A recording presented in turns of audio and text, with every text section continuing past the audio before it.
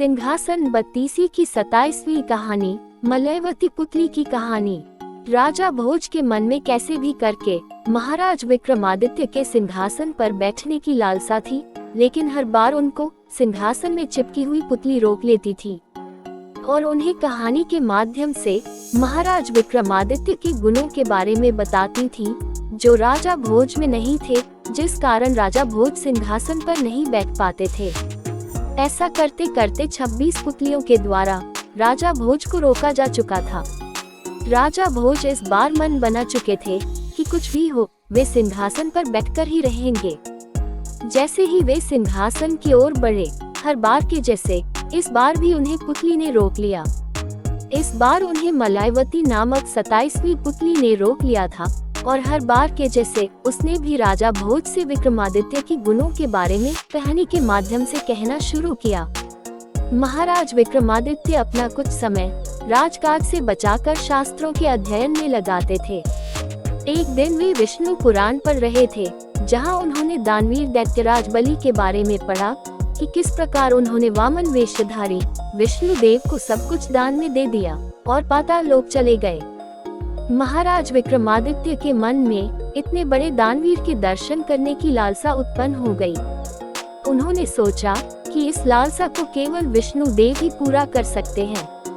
ऐसा सोचकर वे अपना राज्य महामंत्री के हवाले करके जंगल में विष्णु देव की तपस्या करने के लिए चले गए।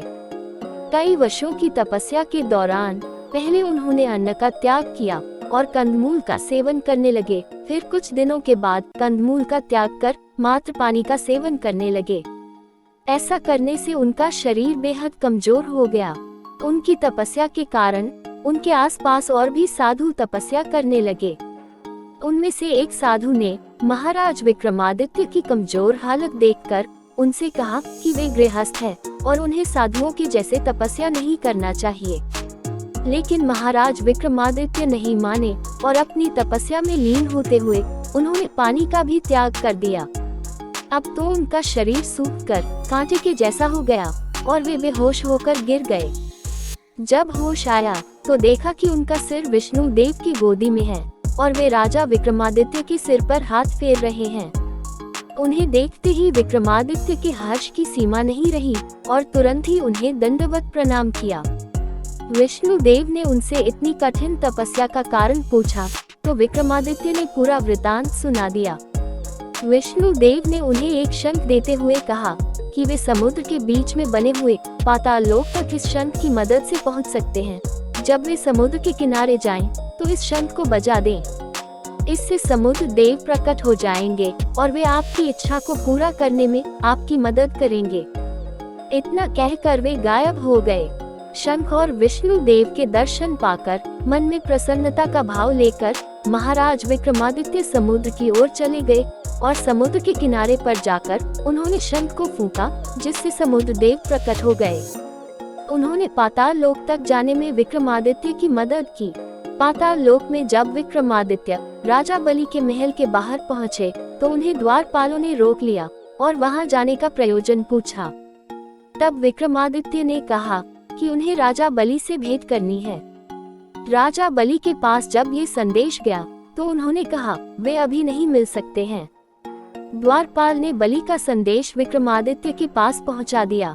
संदेश सुनकर विक्रमादित्य ने कहा कि मुझे राजा बलि से भेंट करनी है, नहीं तो मैं अपने प्राण त्याग दूंगा। इतना कहकर उन्होंने तलवार निकालकर अपनी गर्दन धड़ से अलग कर दिया। जब ये बात राजा बलि तक पहुंची तो उन्होंने अमृत भेजकर राजा विक्रमादित्य को फिर से जीवित करवा दिया और कहा ठीक है, वे महाशिवरात्रि को विक्रमादित्य से मिलने के लिए तैयार हैं। विक्रमादित्य ने सोचा शायद बलि बात को टालने की कोशिश कर रहे हैं। उन्होंने फिर से यही बात कही कि मुझे दर्शन करवा दो, नहीं तो मैं अपने प्राण त्याग दूंगा।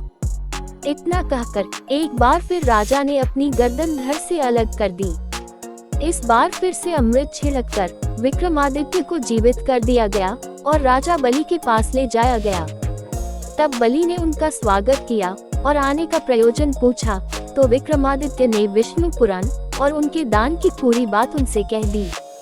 विक्रमादित्य की बात सुनकर बलि बहुत प्रसन्न हुए और उनकी खूब खातिर की। जब विक्रमादित्य वहां से आने लगे तो दैत्यराज बलि ने उन्हें हर इच्छा को पूरा करने वाला एक मूंगा दिया और उसके बारे में बताया। मूंगा लेकर महाराज विक्रमादित्य समुद्र पार कर अपने राज्य की ओर प्रस्थान कर गए। रास्ते में उन्हें एक स्त्री मिली जिसके बाल बिखरे हुए थे और अपनी गोदी में अपने पति का सिर लिए बैठी रो रही थी। उसका पति मर गया था।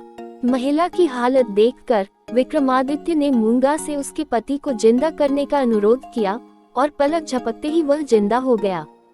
महाराज विक्रमादित्य ने वह मूंगा उस महिला को दे दिया और उसका रहस्य भी बता दिया। इसके बाद वे वापस अपने राज्य चले गए।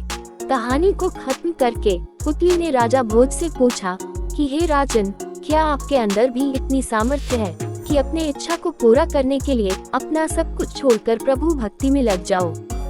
राजा भोज कुछ न कह सके और 27वीं पुतली भी वहां से उड़कर चली गई। इसके बाद राजा भोज फिर से अपने महल की ओर चले गए। कहानी से सीख, हमें अपने मन में लिया हुआ दृढ़ संकल्प किसी भी परिस्थिति में पूरा करना चाहिए, भले ही कितनी विपत्ति का सामना करना पड़े।